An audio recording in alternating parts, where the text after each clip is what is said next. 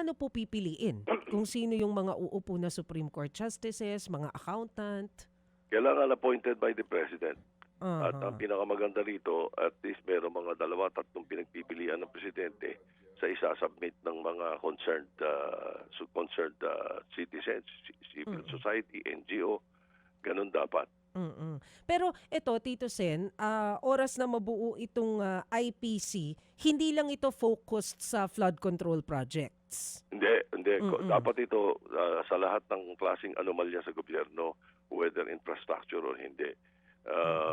Kaya nga Independent People's Commission to investigate anomalies.